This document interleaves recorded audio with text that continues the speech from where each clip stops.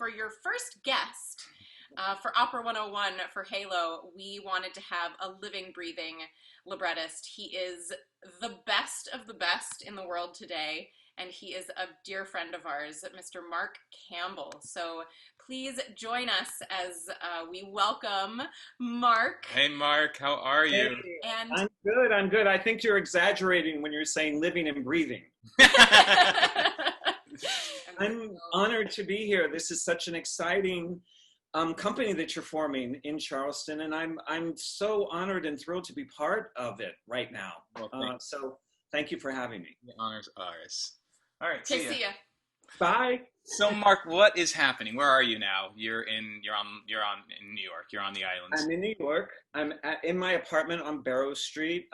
It's a 300 square foot studio, and it's a beautiful autumn day. We've earned this beautiful autumn day. I don't know how many New York autumns you've experienced, but summer's really hard in the city. I mean, I know it's hard in Charleston too because it's so hot, but at least Charleston has trees, and New York has a few trees too, but they're kind of, spread around. And it's just a gorgeous day, and I spent an hour at the dog run with my little dachshund this morning, and They might make an appearance. I mean, this is New York, and like you said, you're in a 300 square foot apartment.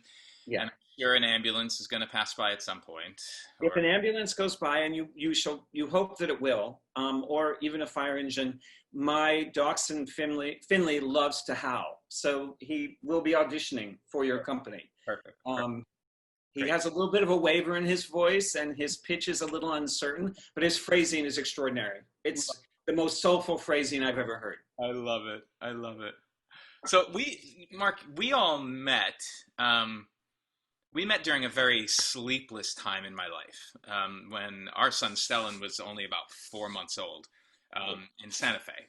And I have something very special that I want to show people. I actually have a photo of the day that we went out and had a lunch together out in Santa Fe. There you go. Yes. 2017. He is much bigger than that right now. I'll bet. He was so sweet that day. We had lunch together, and it was such a great afternoon. I kind of wish it had gone into the evening, but Santa Fe is an amazing place. Obviously, not just because it's a beautiful city in the middle of the desert, but also because of its operatic roots, which are just a really strong from both an international worldly standpoint as well as an American standpoint. Santa Fe Opera is one of the premier summer opera festivals, and I'm very proud to be a part of that festival, and I'm very happy to have met you there as well. And I do remember when we met, the thing about you is that you instantly, like, I noticed that during that, it was a luncheon, right? It was the weekend of the Santa Fe opening weekend. And we sat at a table together, we got our buffet food, and we sat down, and instantly when you were talking, I just remembered, like, how you operated on a different level than a lot of the people that I know in the business. And we just kind of like, I don't know, we just kind of gravitated, and I'm so grateful to have met you and to have grown a relationship with you. It's really wonderful. So thank you again for doing this. So like I said, we've been talking about the anatomy of an opera, right? And how the words and the text and lyrics are kind of the framework, or the structure of an opera. And without that framework, I happen to personally think that the rest of opera would just be kind of blob. I don't know how you think about that, but it's important. Music is important, but if there isn't a story that's moving the music, then it doesn't really make sense to me. So I guess that's why I'm an opera singer and not a non-singing musician of some sort, I guess. Is there a question? No, I my feelings about this. Like the opera does start with the story. Yeah. And it starts with characters that need to sing, and those characters need to sing, and also the audience needs to relate to those characters in some way. They need to feel the same heartache. I actually think we often go to opera because the characters on stage are able to express what we're not able to express when we're riding the subway or in our cars. you know, that a heartbreak in opera is 10 times the heartbreak that we're allowed to feel in the human race. And that's why I think one reason we go to opera. And it's made 10 times because of music. And so my job as a lyricist, as a librettist, as a story creator, is to provide words that make the composer and make the performer soar and give a reason for it to be opera. One thing I really, really hate is what I call the sung play, where it's just dialogue that happens to be set to music. The text has to be elevated in some way, and the story has to be elevated in some way. It sounds really silly if it's not, and it gets really boring if it's not. So that's something that you kind of inherently are thinking about all the time when you're writing a libretto. Well, let's just ask the basic question: how is an opera born? Right? Because obviously the libretto is one of the main structures of it. So like when we're talking about a new composition that's being written in 2020, how is an opera born? Well, 2020 is an exception, of course, but it will always be an exception. But typically, an opera is born many ways. Like the commission, you know, composers and librettists always make the joke, what comes first, the libretto or the music? And we say the commission comes first. That's the... you'll hear a few of those today. Anyway, the commission, an opera company will approach me, or they'll approach a composer, or they'll approach us at the same time, and they might say, we have an idea, or they might say, do you have an idea? And I've been in the position to propose a few ideas.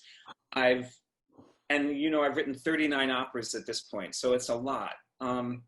But I've also been in a position where the composer has been able to propose an idea, and I've also been in the position where a company has proposed an idea. An example of the last one is Silent Night at Minnesota Opera. That was Dale Johnson's idea. He was the artistic director of Minnesota Opera. The Revolution of Steve Jobs was Mason Bates' idea. Elizabeth Cree was my idea. Okay.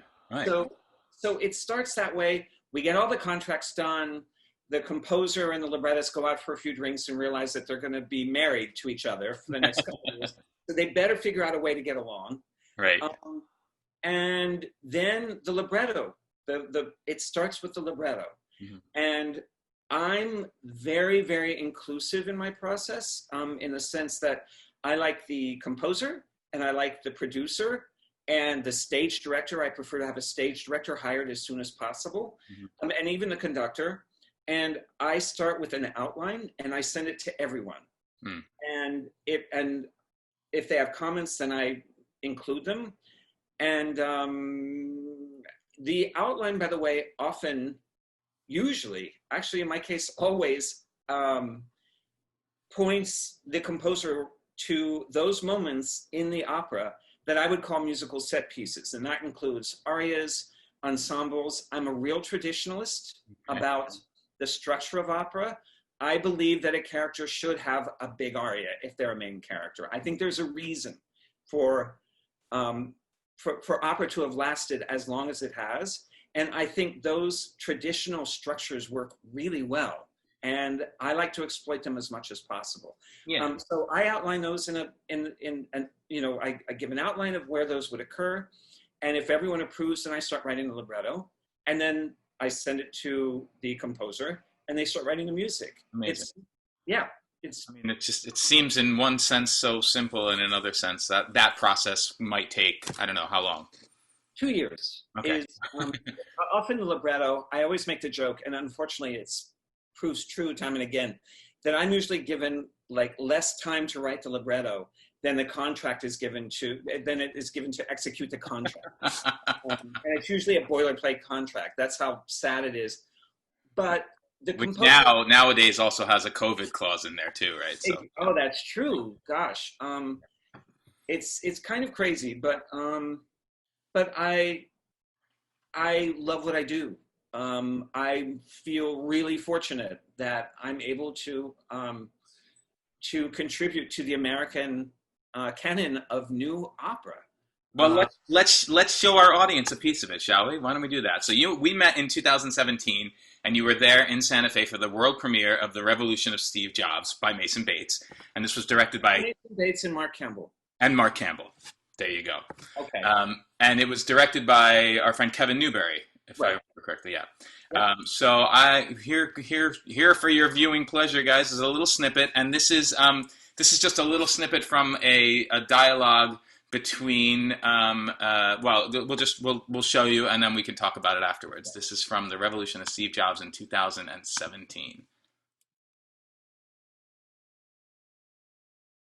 Marble was just taken down. Marble was just screwed over. Marble was just rotten. Money-sucking, monolithic, monopolistic, autocratic knees.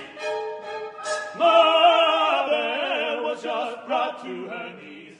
Marble was just brought to her knees.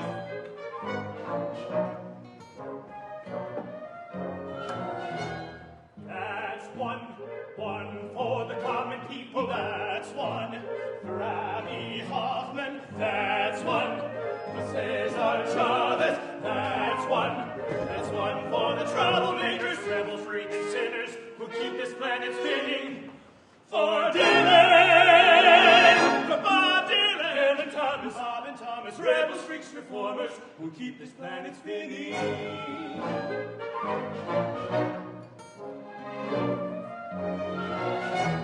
Only goes to show, all you ever need to take down the corporate Goliath, take down the Wall Street behemoths, take down the corporate Goliaths, take down the Wall Street behemoths. Is a decent slingshot, decent slingshot.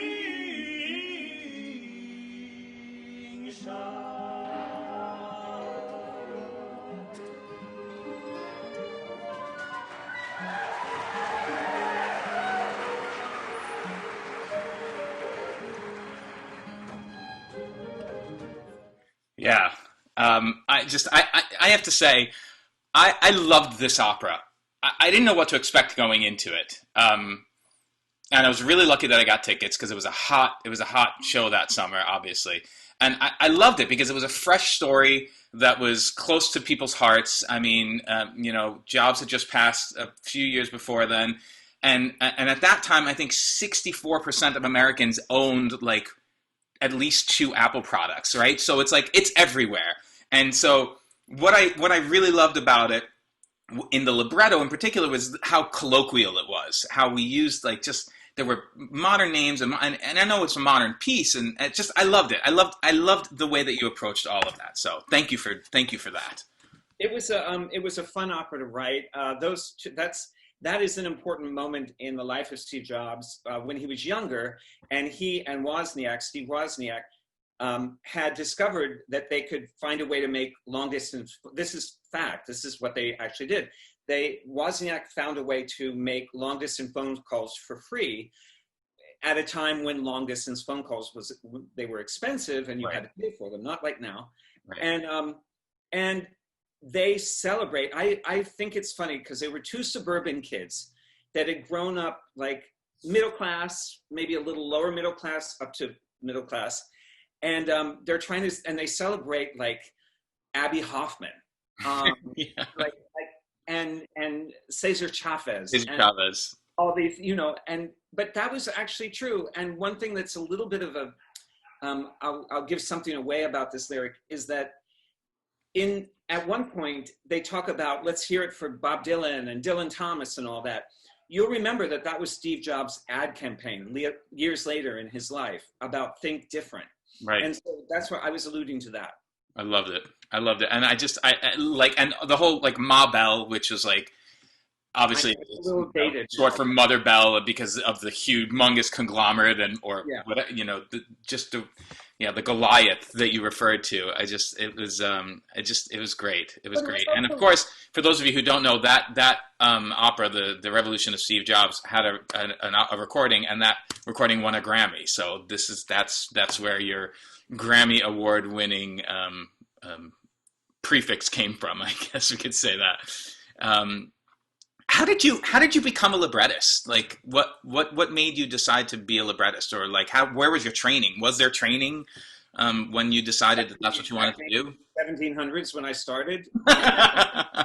Um, there, I was an actor years ago, and I was not a very good actor. I determined that pretty quickly that I couldn't succeed in New York, and maybe didn't really want to. And a composer asked me to write lyrics for a musical, and the musical happened to be about the last days of the Romanovs, a real happy Broadway. Yeah, chipper. Yeah. We want to dance to that. But I learned how to write lyrics for musicals, and I really loved it. I kept kind of winning prizes. Stephen Sondheim gave me a prize in 1990 that was unbelievable, called the Edward Kleban Foundation Award. But I couldn't find my way in musical theater the way I wanted to. I think because I loved music too much. And then I wrote something that was operatic for American opera projects, but in 2001, John Musto, the great composer John Musto, asked me to write a libretto for him. And he wanted a comedy. And that's something that I seem to be able to do pretty well. And it was my first opera libretto. It was for Wolf Trap. And it was just a great experience. I found my home in that. And that was Volpone, right? Yeah, Volpone. I loved it. I loved the whole experience. John was great to work with. Wolf Trap was great to work with. Our director, Leon Major, was just tops, you know? Yeah. And thank God that when you have a team that you can really gel with and get along with. Oh, and for me, as a librettist, it's the director that I need to connect with. The conductor is who the composer needs to connect with. But I love the process. I really do. I'm happiest in a workshop where we're working on an opera and there's a problem and we all try to solve it. What I hate actually is opening night. It's the most terrifying. It's just awful. And I don't actually like to sit with the audience on opening night. Like when they force me to, I get really cranky. Yeah. What do you do? What do I do? Yeah. Well, back in the days when I smoked cigarettes, that's like a long time ago. I would be the cliche person who would like go outside, smoke a cigarette, and then just like listen in. Okay, they seem to be liking it. But now I don't do that anymore. So I like to stand against the wall and kind of go in and out with the lobby. I really don't like to be with everyone because, well, there was a moment in The Shining at Minnesota Opera where a prop was supposed to be on stage. And it's really important. The whole scene was built around the prop and the prop wasn't there. Fortunately, the singer, Brian Mulligan, was brilliant and he covered it. Yeah. But I let out a very loud curse word. And I think I actually said it. It begins with F. I'm a New Yorker. It's part of my language. But I not only said it once, I think I said it a few times. Right. And it's not good for librettists. And all the Minnesotans must have stuffed their ears immediately. Yeah, I got a few looks. Yeah. And which is not, I wanted them to be looking at the stage. So I did a really bad thing. Let's talk about The Shining a little bit. It seems like the evolution of entertainment in America has is just gone towards the silver screen. Where opera was kind of the form of entertainment, and then from opera we've gotten musical theater and Broadway, but also at the same time there was this massive schism where the moving picture started happening, and it seems like we are. That a lot of subject matter in a lot of the modern operas tend to be being pulled from cinema, or at least from cinematic performances that are based on novels. So I have a couple of questions about that. The first is like, do you take into account the expectations of the audience connection to the movie rather than the novel? Or do you just are you just going to, what you're doing is your own piece of art and you're just going to kind of go on your own with that? Or is there a blend of both of those things? I think there's a blend. The Shining is a great example because it is actually based on the book. And right. The book is very different from the movie, as you probably know. And I happen to love both of them. I love the movie, but it's not, the movie is not operatic. You don't care about any of the characters. Right. You see Jack Nicholson and his eyebrow tells you right away that he's crazy in the first scene. So the book at least builds that. And my job as a librettist, and Paul Morvac is the composer, our job is to build a sympathetic character mm-hmm. in Jack Torrance. Mm-hmm. I don't want the audience to go out murdering their families after the opera, but I want them to understand how he got to his madness. Right. Because if a character starts mad, the audience doesn't care about them. And right. So we built very carefully a method of creating sympathy for Jack Torrance. Now, you asked about audience expectations. That's a big one because everyone knows The Shining. Everyone knows that movie. Right. Not as many people know the book. Right. They only think of Jack Nicholson. I can't tell you how many emails I got or snarky text messages saying, so how is all work and no play and no play? How is that set? And unfortunately, that is in the screenplay, and I couldn't use it. Right. So I did something else in the libretto. And same thing with like "Here's Johnny," right? I mean that amazing line that isn't even in the Stephen King novel either, right? Yeah, it's not. And so and it's kind of. Here's I'm kind of taking the conversation into a different direction, in the sense that I was really lucky working with Paul Morvac on that opera, because a lesser composer would not have given the story the integrity that he did. And here's a funny story about Paul. He considers a swig. Okay. He considers himself a method composer. Now, you know what a method actor is. Yeah. It's someone who has to feel, who has to relive past experiences to feel something as they're writing. And I would even consider myself a method librettist. Like when I'm by myself, and when Finley's not asleep, I will recite my words because I want to hear if that is the voice of the character. Right. But sometimes it's my voice, and my voice, I don't want my voice to be in Jack Torrance. Anyway, as you know, Jack Torrance is married to Wendy Torrance, and Paul's wife happens to be named Wendy. And so you probably know where this is going. But at one point, he was reciting the libretto, and he stood up and he said, "I'm going to effing murder you, Wendy. I'm going to effing murder you." And he heard a little knock at the door to his studio, a meek knock, and it was Wendy saying, "Paul, are you okay?"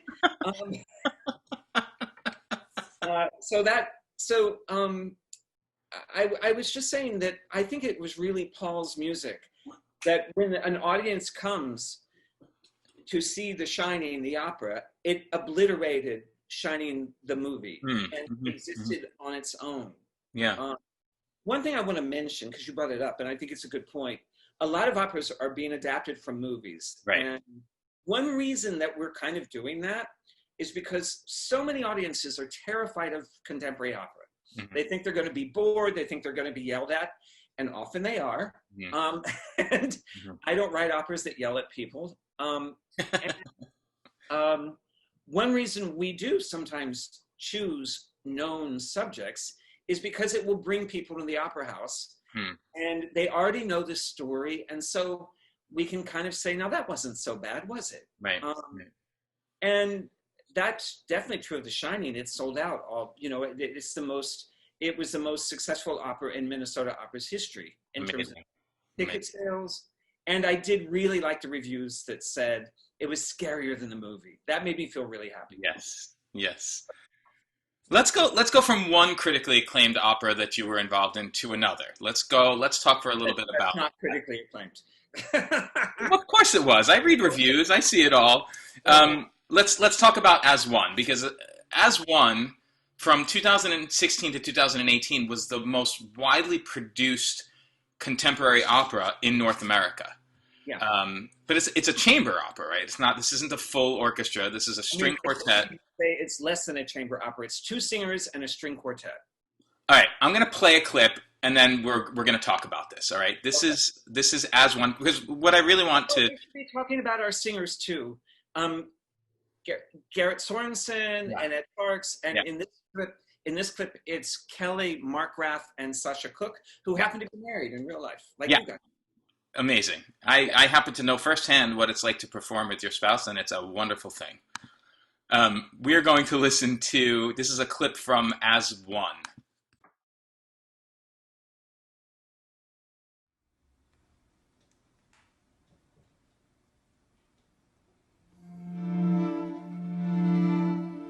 When I see her on TV,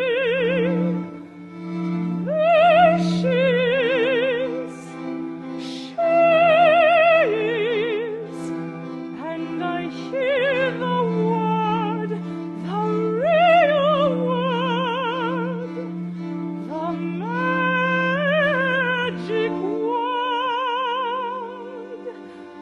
Finally, a name for this.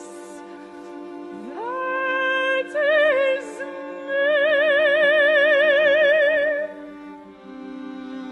That is my word. I repeat it over and over. As soon as I can, I go to the library. The Lewis and Clark Library, named for explorers. When the coast is clear, I creep to the card catalog, thumb through the cards, my hands trembling.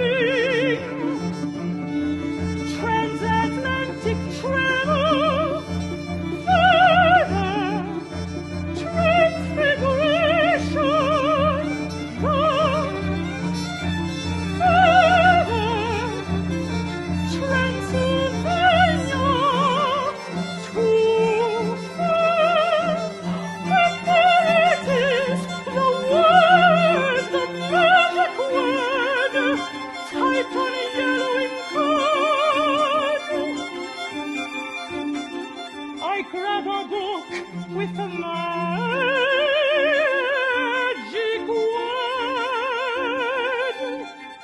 and hide it in another book and slip to the darkest corner of Lewis and Clark. And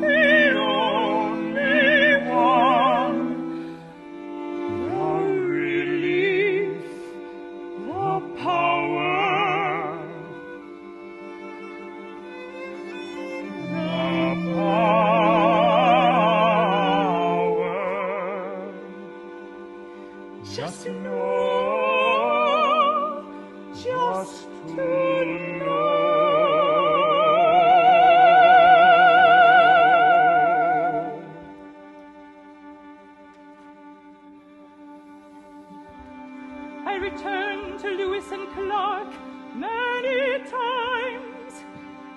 read new books in the same old one.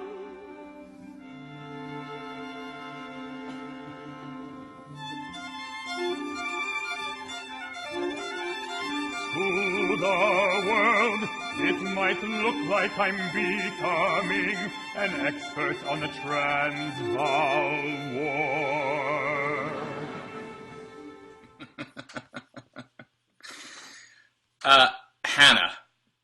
Hannah realizing that there's a word that explains who she is. Yeah, and As One is an opera for two singers about a transgender person named Hannah, and the character is played by two singers, a mezzo and a baritone, and it's been an incredible experience having written that opera. I co-wrote the libretto with Kimberly Reed, who is trans herself, and the composer is Laura Kaminsky, and it's been amazing because that opera has been playing all over the country. And it's been a great experience for me to be able to go to like Boise and connect with the local trans community, learn what their issues are there. I'll never forget in Seattle when it performed, it was performed almost like in a church basement. Because it can be performed in a church basement. It doesn't need anything. That's the fanciest production at BAM that we probably ever had. And that was the premiere, wasn't it? Or was that? That was the premiere, yeah. But in Seattle, it was the dress rehearsal, and they invited transgender kids from age 8 to 18. And afterwards, Laura and I spoke to them. And it was amazing because so many of them they'd never seen an opera. So it was like they would ask great questions. A question I asked myself, why do they sing so loud? But then one trans person at the end said, I just want to thank you for writing our story. And that meant everything to me. I mean, Dimitri, like, we often have to deal with opera. Is it relevant? Do we really care to hear these operas again? And I think that the survival of opera depends on creating new work. And I'm so proud to be part of this group of people that are out there that are creating our stories, our American stories. If nothing's more worthy of opera, I don't know what's more worthy of opera than our American stories. So. Well, and the thing that's quite unique about that as well is that it wasn't based on any story, on any novel, on any movie. That libretto was created for the sole purpose of that piece. It is an original libretto. Some of it is based on Kim's own experiences, but it was completely original. And we sat at this very table for like 3 months, and every 2 weeks we would meet. We'd probably end up celebrating with a glass of wine. And I would talk to her about, like, so tell me what your experiences were as a kid. When did you first know that you were different, that you were trans? Right. And I remember when she first said, she said, well, when I was a kid, I once stole a blouse off a neighbor's clothesline. And that's when I suddenly felt more myself than anything else. And I went, okay, well, that's what a librettist lives for, that kind of story, that kind of specificity. Yeah.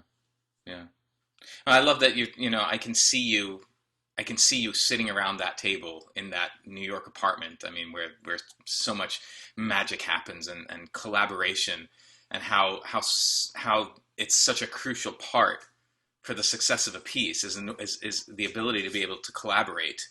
It's my greatest joy. When the collaboration is going well, I mean, Paul Morvek and I worked on The Shining here. I sat there, he sat here. He went over every punctuation in the libretto I had given him. And I'm not kidding. And he would come to a part and he'd just say, I can't. And I'd say, what do you mean you can't? He said, I'm not feeling anything in these words. I said, great, I'll rewrite them. And then it would be like, so you have a hyphen here. So should these two sentences, I mean, that's how specific we get in our writing. Yeah. And also, and I think this is important for your audience, that's how much we care about our writing. Right. Yeah. Let's talk about another collaborator then, because Okay. Paul is obviously great, but Kevin is also somebody that you've worked with many Yes. times. Um, and Kevin, want, Kevin Puts is my favorite. I can't say my favorite collaborator because that's not fair to Paul and to Laura and to a number of collaborators I've worked with. But Kevin Puts and I wrote Silent Night, The Manchurian Candidate, and Elizabeth Cree. Mhm. And of all my operas, I am proudest of Elizabeth Cree. Mhm. It was the hardest to write, Mhm. it was the most challenging, but I'm really, and it's a chamber opera. Yeah. It premiered at Opera Philadelphia. And Kevin and I just have a rapport. Yeah. Yeah. Well, I have a clip from Manchurian Candidate that I'd like to play for you, and we can talk about that a Great. little bit. So this was a novel from 1959, The Manchurian Candidate, that was very popular, made into a movie in early 60s, 62, I guess it was. Right. And then there was a second And version. then the second one with Denzel Washington, but the 62 one, of course, was with Blue Eyes himself. Yeah. Yeah, I came across this clip, and I loved the treatment. Goes in the background. Yeah. I loved the treatment of the text that Kevin Puts did. Let's just play it. I'm going to play it for you. You're safe now, out of harm's way. Go on. We're safe now. Safe Safe now. with feeling. Safe now. Safe now, out of Out of harm's harm's way. way. Army yourselves up there, not to worry. Not to be afraid. Whatever may have hurt us before, vanished in air. No longer. We're safe now. Out of harm's way. Better, you and I. You and I safe now. Much better. Out of harm's way. Never to be hurt again. Never to be hurt again. Safe. Safe.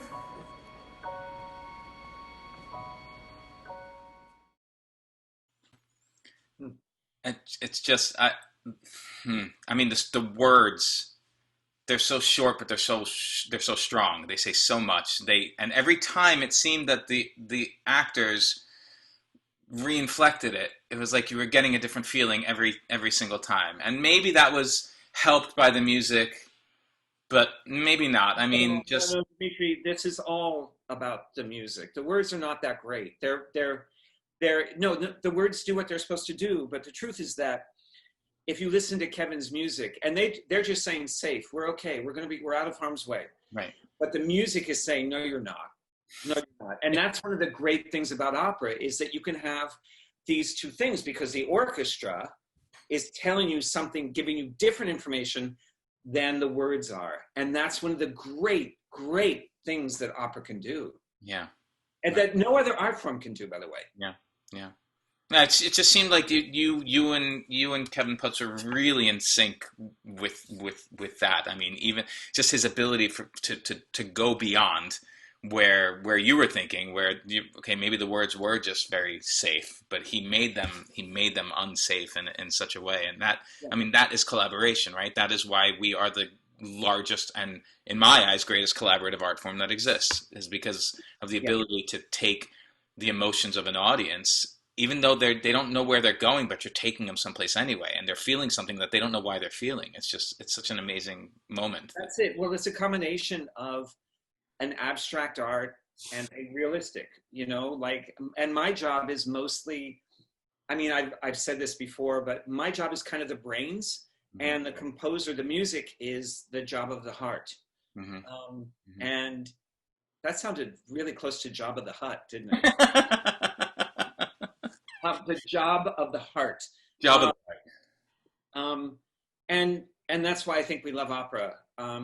A librettist job is often to just give enough information. And then the best thing a librettist can do is also get out of the way of the music. You can't compete with it. The music will always win. Just give words that support the music. Right. I love it.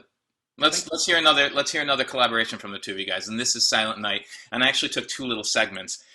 One of them is a segment is an entire chorus. It's a men's chorus, and the treatment again of the text is beautiful. And then there's a little clip right afterwards where there's the agreement between the three armies. Right. And I did that specifically because it was in different languages. So you're working in 3 different languages in this, and I thought it was really cool, and I wanted to play it. Set it up a little bit so your audience knows. Go for it. Yeah, go for it. Yeah. They might have known about it. It was on PBS, great performances. But Silent Night is an opera about the truces in World War I in 1914. And so that's why I wasn't just trying to be fancy with all those languages. The truth is that there were French and German, and in this case, Scottish people who had to communicate. Right. And in this scene, what I wanted in this scene, there has been a really horrific battle on stage. And I told the director and Kevin, I said, if we don't show the brutality of war, then this opera will not succeed. And they did. Now it's the evening of the battle, and people are like, the 3 generals are, 3 lieutenants are totaling the dead, the missing, and everyone. And then I wanted all 3 bunkers, which represent the German, the French, and the Scottish, to just sing about sleep, the great thing that they have been deprived of for weeks and weeks and weeks. And not only that, they all share the same dreams. The soldiers, in the worst moment of humanity, for me, war is the worst that humanity can do. They all connect because they all have the same dreams. And then the second part of this, what you're showing, is the 3 lieutenants coming together and agreeing that the truce was a good idea, but where do they go from there? Because they're supposed to carry on the business of war. Right. Okay, thanks. Right. This is Silent Night.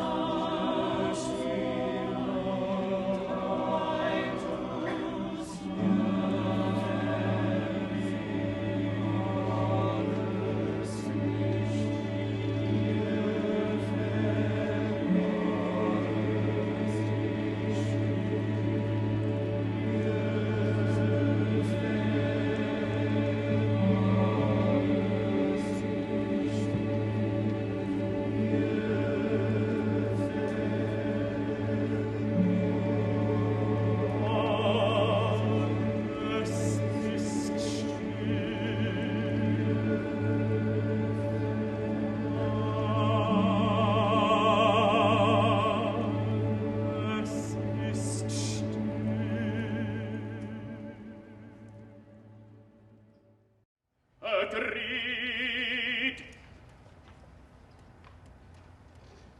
D'accord. Agreed. But only for tonight.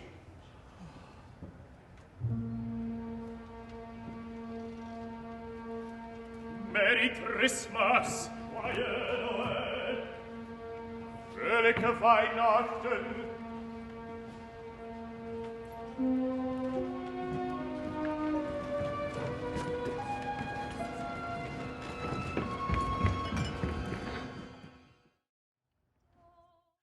That must have been hard. That must have been a hard very emotional kind of thing to be able to write as well. I mean, this is the way that I watched you talk about it before. War is a difficult thing to kind of conceptualize and to try and make art. Yeah, that's such a great question, but it will make me probably rant about something in a not great way, is that sometimes you have to be so careful that you're not exploiting a subject matter for art. Right. That you should be, part of your job is to make people look at something, a sad, a horrible thing, in a different way. Mm-hmm. And I'm fortunate in opera in that I have my ally in music and in singers and in an orchestra to make things sound better than they might not be. Well, let's talk about the future then of opera.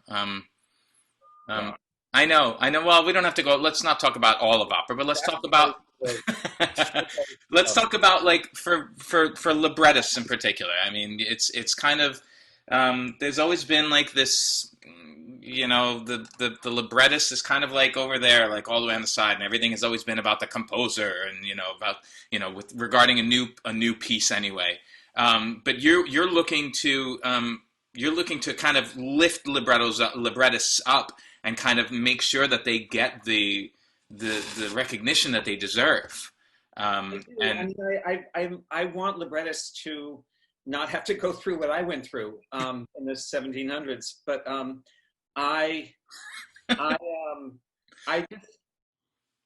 think that the future of opera in this country, at least, is more related to, like, proper training of librettists, honoring their work, making sure they get proper credit. So I've created an Opera Librettist Award, the first in history, by the way. Amazing. And it's being administered through Opera America. I came up with this idea before COVID, and all my operas got canceled. But I'll find. What's that? What's COVID? Yeah, I don't know. It's this weird thing. Anyway, I've done that, and I also am a co-chair of an initiative with the Dramatists Guild, which has been really great because I've been able to connect with the librettist community. I know it's hard to believe, but there is one. And then I also mentor at the American Opera Project, the American Lyric Theater, American Opera Initiative, University of Colorado. I've set up libretto writing programs with a lot of, as well as with Fort Worth Opera. You're doing the Frontiers program, which is in a couple of weeks. We're doing a libretto. Yeah. It was not my idea; it was their idea, which I was thrilled that they wanted to do that. And then they asked me to host it, and we're going to do libretto readings. And I have a complicated relationship with libretto readings because I don't actually like them because I hear my words sung, and when they're spoken, they can sound really silly. But I also know they're of value, and I really applaud Fort Worth Opera, who has a new general director. Fort Worth is for me, it's one of those companies that we should start looking at. Awesome. I'm just very lucky to be in this position. Yeah. And I want to make full use of it for the next 10 years. I mean, look, the Campbell Opera Librettist Prize with Opera America, that sounds like you're making good use of it. Much when you say that, but Mark Squirk at Opera America insisted that I call the award after my last name. Okay. I just don't. What would you have called it? I don't know. I probably would have honored a past librettist, maybe even De Ponte. I couldn't call it the Sondheim. Sondheim is my hero. Sondheim is how I came into opera, and but it would have been really silly to call it the Sondheim Opera Librettist Prize. It just. So he was one of the people that you studied when you were becoming a librettist? He's the only person I studied. I did not. I used to make fun of opera. I'm one of those. I used to think it was like, what a stupid art form. These stories are so dumb. And I still feel that about the Magic Flute. I do. I can't watch the Magic Flute ever again because I just get angry. As much as I love the music, but it really proves how, because, De Ponte did not write that libretto. Right. And it really proves how important De Ponte was to Mozart. Sure.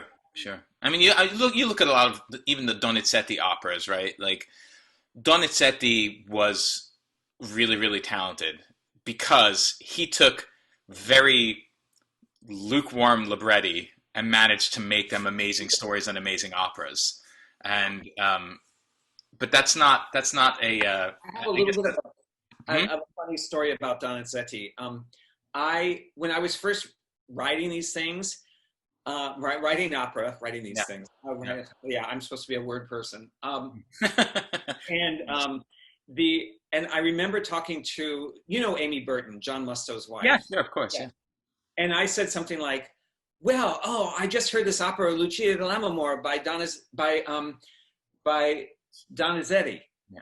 And she went, "Donizetti." Like she corrected my name, and I said, "No, it was written by my cousin in Brooklyn, Donizetti." Um,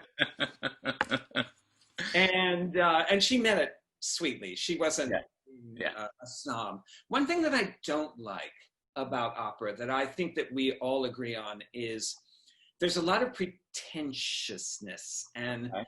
snobbery that goes with this art form, and I want to break that up because Totally.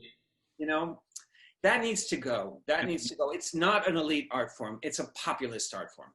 That's why Halo is here. I mean, our slogan is opera for y'all. I mean, that's what it is. This is not, we're trying to break down those barriers, and then Leah will talk about that anytime you want to. But And I feel the same way. yeah, yeah. Um, it, just I'm she's just right here. sneaking back on, but this is, oh, are Oh, you I going just to? there's two things. Sasha Oh. Cook, Sasha was on and she was watching, and she said Aw. thanks for that, and she's actually running my to. God, I love Yeah. Sasha so She wanted much. to see that. She wanted to just say hi to that a little bit. Also, I do want to say before Leah continues, because I do want her to speak. We are open for questions. I have already gotten a few here in the chat. If you have a question, if you look down over here, there's a chat button. If you open it, you can send a question over there, and only I will see it. This isn't for the whole room. This is just for me. So don't worry about. There are no dumb questions here, and we'll just. I'm happy to just read them off if you want. So just start sending some questions in the chat if you want to now. So Leah, go for it. Well, that was all. That was my lead in to questions. Is that Mark and I were having this conversation yesterday, actually, that there are not stupid questions, and we are only inviting people to be a part of Halo. Again, in itself, this comment sounds elitist, but we're only inviting fun people who want to teach about what we do.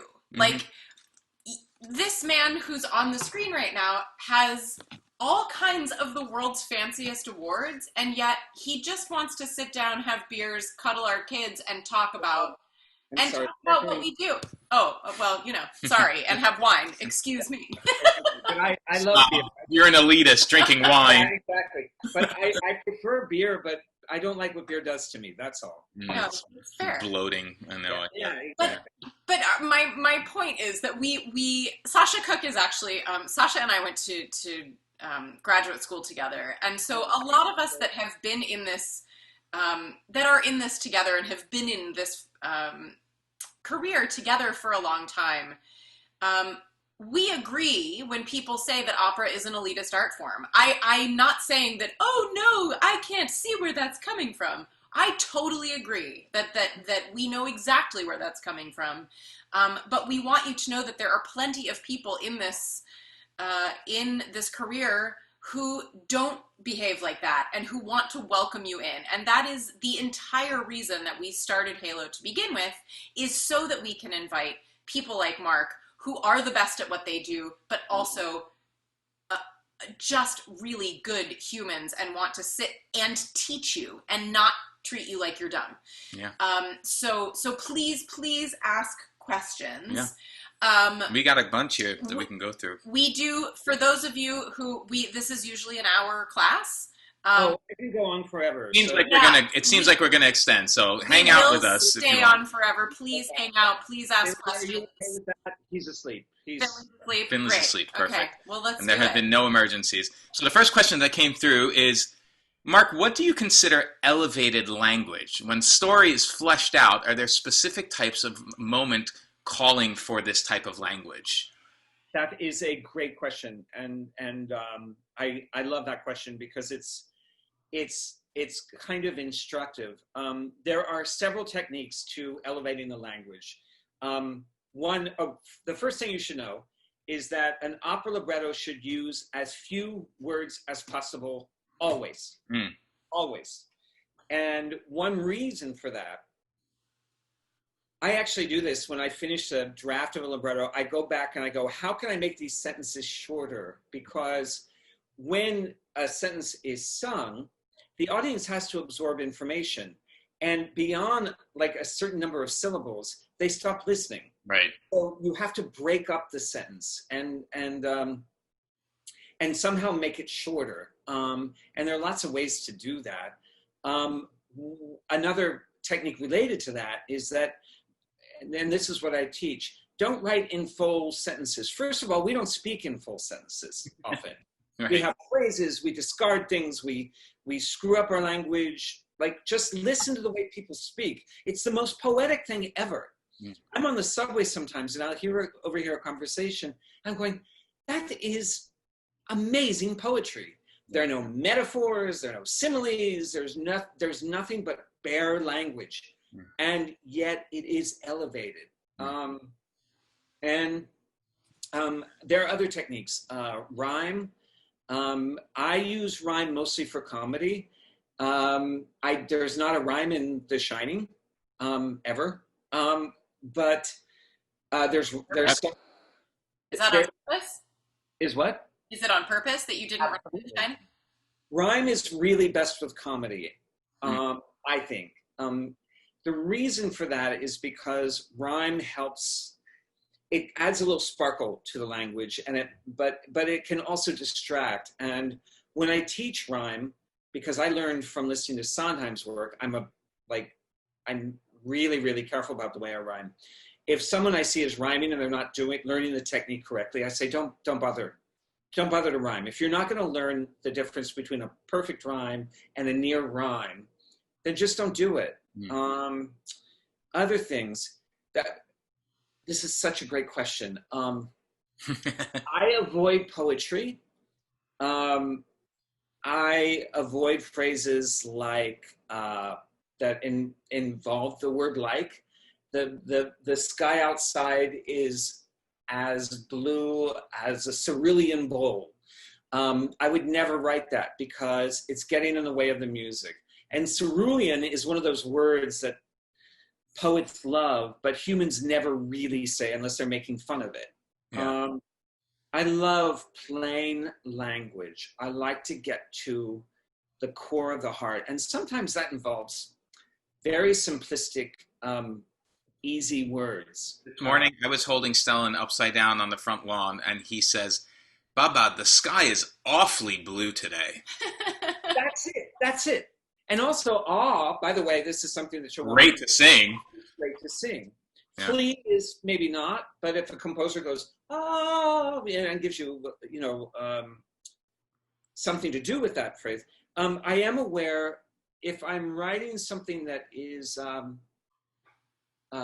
supposed to be beautiful, I'm very aware of the consonants and the vowels.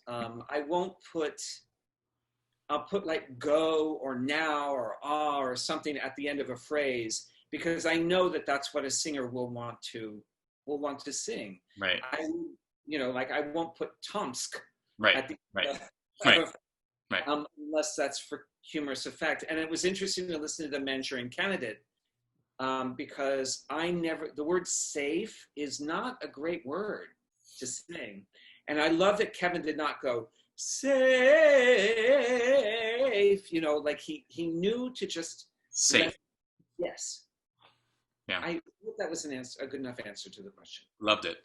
There was a question. Yes, we do post all of our videos to YouTube, and that link will be sent out in coming days after I get it up there. But you can also just subscribe to the channel, the YouTube channel. It's Holy City Arts. And the previous 2 classes are up there as well for viewing. And this will eventually go up there. Somebody asked, are there any stories that you're eager to set? Which kind of brings me to, maybe there's twofold to that. Are there any stories that you're eager to set? Are there composers that you like to work with? And Has there been anything? Have you done anything during the pandemic? That's just my personal question. I can't help myself. I've been working a lot. I mean, we all have to continue working. Hmm. It's in spite of right now, we don't really know when theaters will be safe. We don't really know that audiences will feel safe coming back to theater and opera. And we just saw in Madrid at Teatro Real, they've been opening up over there. But then there was the spike, and so they had to just kind of watch things. But they're being very safe. They take temperatures before you go in and everything like that. Since COVID, I've written a song cycle, an opera libretto, did rewrites on a big opera libretto that I'm very excited about. I wrote another song cycle. I wrote a few songs. I wrote 3 lyrics for Sasha's new album, which I'm excited about. I'm missing something. I did edits on an oratorio. Oh gosh. I wrote a musical. I wrote the book to a musical for Théâtre du Châtelet in Paris. Oh, nice. And I don't know. I have several projects coming up. I mean, I wrote this opera for Fort Worth with the composer Joe Illick, and it is a Zoom opera. It's my first Zoom opera. He was kind of, we wrote 2 children's operas together, and he's a joy to work with. Oh my God. And he said, what do we do now? Do you want to write a comedy together? And I said, yeah, but we don't know how it's going to be performed. And so I came up with an idea for a Zoom opera, an opera that takes place like this, where it's a book club called the Cozy Book Nook. And it takes place in Akron, Ohio. And it's run by a woman named Bernadette. And Bernadette is not a nice person. Comedy always has to have someone who's not a nice person. Mm-hmm. And so we're working on that now. It premieres in November, and Fort Worth Opera commissioned it. Oh, amazing. Is it be live on Zoom? Well, it won't be live. Come on, we would not do that to singers. That's really tough. It will appear live. Okay.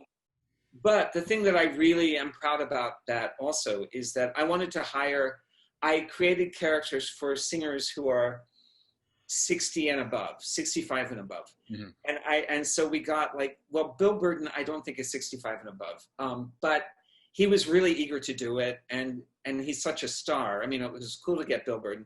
Yeah. But then also Joyce Castle. Oh, wow. Who is 80. Yeah. 81, I think. Donnie Ray Albert, who I've never worked with, and I'm excited about that. And then Brenda Harris. Yeah.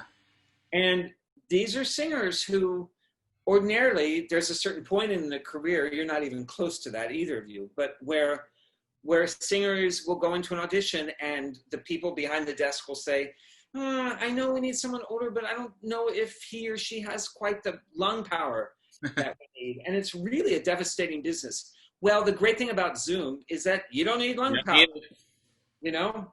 Get a bigger mic. And I'm just excited to be working with these great performers. That's great. Yeah. Have you ever had fisticuffs with a composer over the setting of your words? I wouldn't use the word fisticuffs. That was my word. I like fisticuffs. Oh, okay. About the setting of my words? Yeah, just about in collaboration. Was there ever a heated moment where you were really adamant about something and they were adamant about not using it or something? 45 or 50 composers, and composers are very fragile beasts. I love them. I love them dearly, but there are times when I will offer my opinion when they ask for it. And the good ones ask for it. The bad ones will be like, well, this is the way it is. And I will say something like, you just created a melisma on the word connect at the end of a duet. And connect is not easy for a singer to sing. I just want you to be aware of that. It's up to you to correct it or not. I know how to collaborate, and if I want something, the best way is not with fisticuffs. It's not with saying, what the hell were you doing? Right. It's with saying, I'm curious to know why you're doing this, because I think a singer will tell you that it's very difficult, and we all want our singers to sound good. Sure. One reason why I love working with Kevin and also Paul is that they both listen to singers. And if you have a great singer like Danny, like Daniela Mack, going to Kevin, a great composer like Kevin Puts, and saying, hey, I think I might sound a little bit better up here. Kevin will go, oh, great. When's our next break? And then he'll come back with the music. Nothing should ever be precious. Right. Right. We build great opera on not letting things be precious. Yeah. Because the communication and the clarity of the story is what is most precious. So, sorry. I love it. No, I love it. I suddenly got like very... That's what we're waiting for. That's what we're waiting for. Hmm. You know what? Since you're bringing it up so many times, I will play a clip from Elizabeth Cree. If that's okay. If the audience will indulge me, we will have one more clip. What are you playing? It's part of the duet between... Right. Yeah. So, and the reason why I'm playing this clip is totally indulgent, self-indulgent. It's because I happen to adore both of these colleagues. I think Daniela and Troy Cook. Daniela Mack and Troy Cook are just... Can I set it up a little bit? Because I think it's important. Go for it. Just so you know, it is a love song, but the audience thinks that Troy Cook is a murderer. When the murderer, I'm giving this away, the murderer is actually Elizabeth Cree. Mm-hmm. And so the audience he's approaching her and saying, I don't know what to do. I don't know what to do with my heart. And then they're like creeped out like crazy because they think that he's murdered all these people in a really violent way. And the audience doesn't know yet that it's actually her who's been doing it because she's stolen his identity. Okay.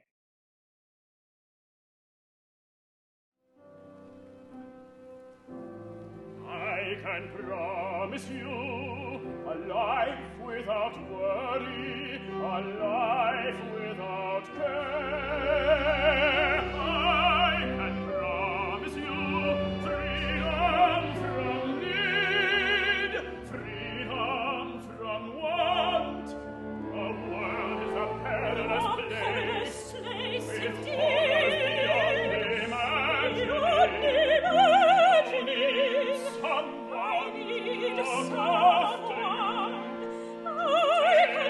care of you, and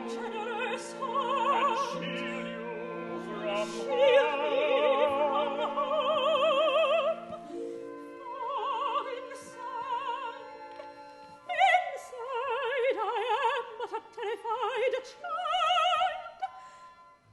May I promise you a life without worry, a life without care.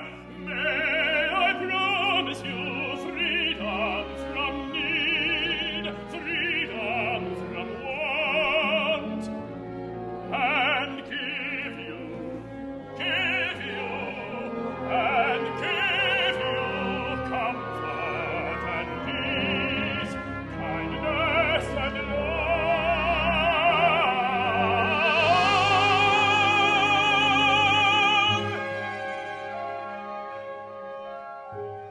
Don't force the day on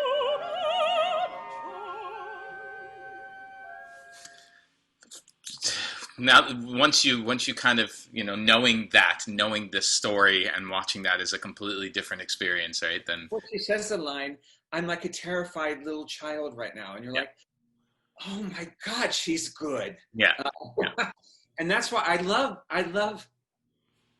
I'm very proud of that opera because it's a feminist story told in a dark, we can tell feminist stories and we can be feminist allies when we tell our stories, but they can't all be about Eleanor Roosevelt, I mean, like, and she has, when I read that book in 1995, which is before I started writing operas, I said, I'm going to do something with this someday. And Yeah, I'm really proud of it. I love that. And you won't often hear me say, I'm really proud of it. Hmm. I usually say, well, yeah, that's kind of good. And like, I can tear apart the revolution of Steve Jobs in a second. And I can even tear apart certain scenes in Silent Night. The Shining, less so.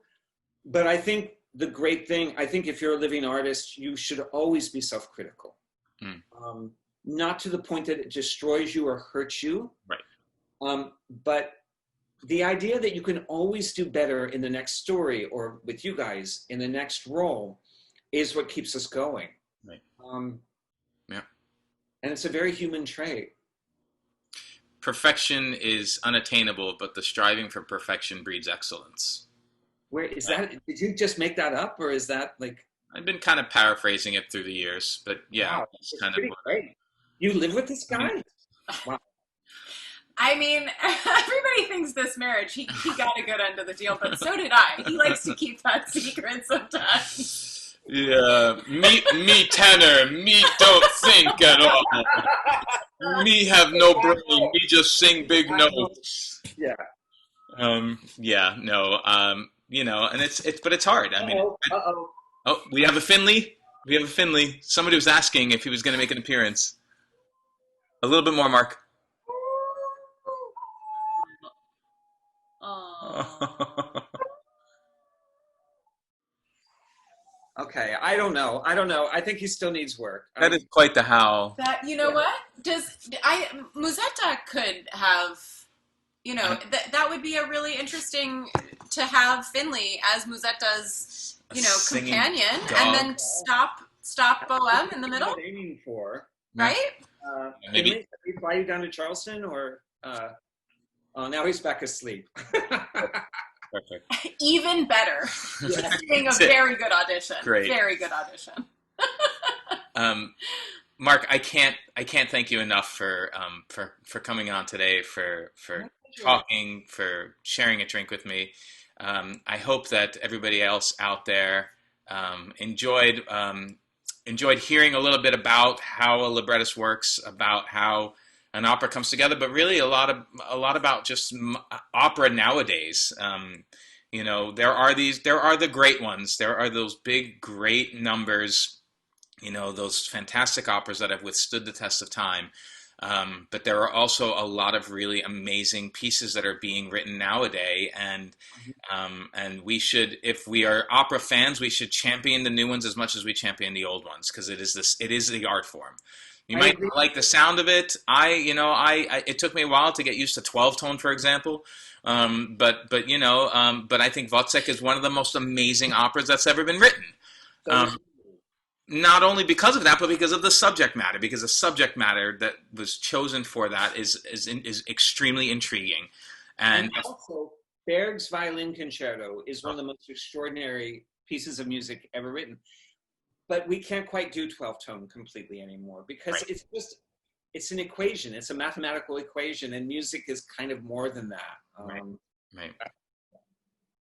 But they're out there, and I mean, certainly I don't think that any of the things that we heard today was not it never didn't grab my attention. I mean, I always fell into the moment every single time. And I think a lot of that has to do, yes, with the music being accessible to an extent and approachable, but I think also the story and the way that it's coming across is very easy to understand. And so, Mark, I thank you for your genius. I thank you for continuing to move opera into the 2020s, and we look forward to everything 2020. Past immediately into 2021 or even 2022 if we need to. I want to, because we all I'm not good with words, shamelessly promote our friends. Please tell me if I'm wrong, but your website is markcampbellwords.com. Please, everybody go look at his body of work. It is absolutely extraordinary. It is. I was texting, I was telling you this. I don't, it takes a lot for me to be, captured by, American opera, mostly because I find that sometimes the settings musically are they just try, like you said, they try to compete instead of writing a form, writing a beautiful melody, writing what our souls crave. And now, I tell my librettists and also some composers, I say, strive to be good. Don't strive to be brilliant, because that's something other people will throw on you. Right. Strive to just tell the story in the best way possible for the audience to relate to it. So strive to be good. It's a business of hyperbole, you know, like everything is brilliant and all that. And hyperbole does not create good art. It kind of leads people astray. It doesn't connect with the audience. Exactly. It tell a story that the audience can understand, can feel, can be a part of. When you tell that story, that is how you get people, you know, to the theater again. And I'm going to add something that flatters both of you, but it also is through great performers and great musicians. We could not do what we do without the singers that are trained so brilliantly in this country. I'm going to be like very pro-American, and that might be the last time, but we train singers really brilliantly here, because we train them to act. We train them to understand what a text is, what motivation is. They're not just singers who hit high notes, which is also good and important, but we're really lucky. And I praise my composers, but I haven't praised the singers I get to work with enough, because I also view you guys as our collaborators when we're creating new opera. It's extremely important. And we're very fortunate in this country. And I just can't wait for us to get back to this damn art form. Jesus. Yep. Okay. Where it is going to be when it finally opens up again. Yes. Well, at the meantime, we're here. Anytime we can convince you, we'll get right on our commission, as I learned today that is one's first. How many? No, I'm kidding. So I have my agent to do that. I really can't talk to you about money right now. No, we're very, very excited. Do you accept commission in playing with 3.5-year-olds? No. I accept commissions in traveling to Charleston, where I've never been and would love to go. Oh. You've never been? No. I'm accepting a commission in Shanghai because I've never been to China, and I know that this would get me to Shanghai. Yeah, I know, it's come to that. We can that. We'll get you here easier. Yeah. Okay, guys. Mark Campbell, everybody, thank you so Thank much. you, Thanks for Mark. joining us. Everybody else, we'll see you all next week at 2 p.m. next Tuesday. Love you all. Thanks Thank you. for coming. Tell your friends. We'll Thank talk to you you. soon. Okay. Have a good week, everyone.